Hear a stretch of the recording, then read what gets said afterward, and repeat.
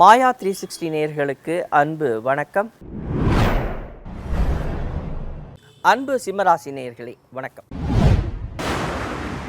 சிம்மராசி என்றாலே ஆளுமை திறன். சூரிய பகவான் இந்த ராசி மண்டலத்தை ஆள்கிறார்.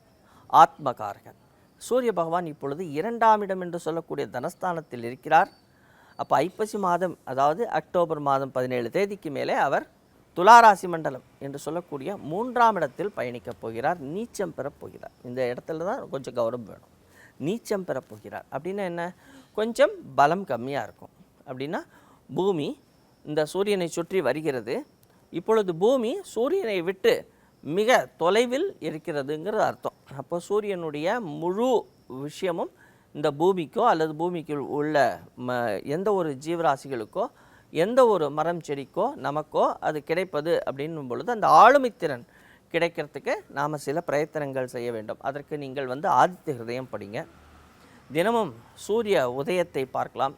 சூரிய உதயத்தை பார்த்து ஆதித்ய ஹிருதயம் படித்து அல்லது ஓம் சூர்யாய நம என்று சொல்லி அர்க்கியம் விடுவதன் மூலம் சூரிய பகவானுடைய பலத்தை நீங்கள் பெற முடியும். சூரிய பகவான் அங்கே தான் இருக்கிறார். அவர் எங்கும் மறையலை. நம்ம பூமி தான் கொஞ்சம் தள்ளி வந்திருக்கு. இப்போது இந்த 2ஆம் இடம் 3ஆம் இடம் என்று நாம் சொல்லும் பொழுது நம்மளுடைய வீரியம் எவ்வளோ தூரம் இருக்குது அப்படின்னா இந்த வீரியம் இருமடங்காக மாறுது.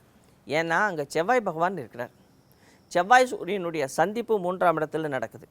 அதே நேரம் அந்த செவ்வாய் சூரியன் சந்திப்பு நடந்தாலும் இப்போது சனி பகவான் வக்கரம் பெற்று வேற இருக்கிறார். எங்கே இருக்கிறார் அப்படின்னா 8ஆம் இடம் அஷ்டமஸ்தானத்தில் இருக்கிறார்.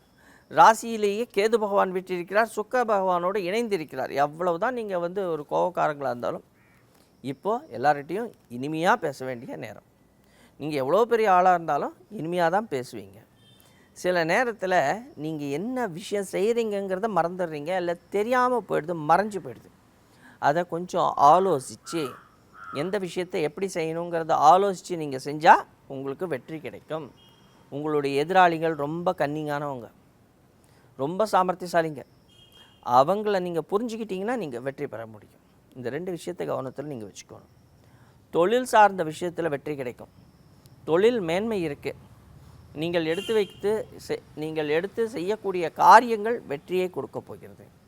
அதே நேரம் இளைய சகோதர சகோதரி வழியே பிரச்சனைகள் வரலாம்.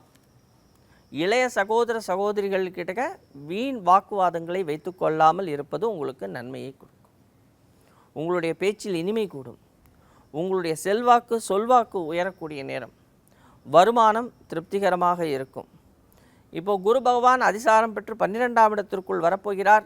உங்களுடைய லாபங்கள் ரெட்டிப்பாகும். இதற்கு முன்னாடி லாபம் இல்லாமல் தொழில் நடந்து கொண்டிருந்தது. அந்த லாபங்கள் இப்பொழுது வெற்றிகரமாக ரெட்டிப்பாக உங்கள் பாக்கெட்டை நிரப்பப் போகிறது என்கிறத கவனத்தில் வைத்துக்கொள்ள வேண்டும். அப்போ இந்த காலகட்டத்தில் நாம் இன்னும் என்ன விஷயத்தில் ஜாக்கிரதையாக இருக்கணும் அப்படின்னா தொண்டை சார்ந்த விஷயங்கள் இங்கே கொஞ்சம் கவனம் வச்சுக்கோங்க. அதே நேரத்தில் சாப்பிடும்பொழுது ரொம்ப கோல்டு ஐட்டத்தை சாப்பிட்றத தவிர்க்கணும். மிக முக்கியமாக இந்த தொண்டை நிலை இருக்கிற நரம்புகள் இது ரொம்ப முக்கியம். அதே நேரம் தோல் சம்பந்தப்பட்ட விஷயங்களில் சில பிரச்சனைகள் எல்லாம் முக்கியமாக பார்த்தோன்னா நம்மளுக்கு அந்த வயிறு சம்பந்தப்பட்ட விஷயத்தில் கொஞ்சம் நீங்கள் கவனம் வைத்துக்கொள்வது இப்போது இந்த காலகட்டத்திற்கு நல்லது. நன்றி, வணக்கம்.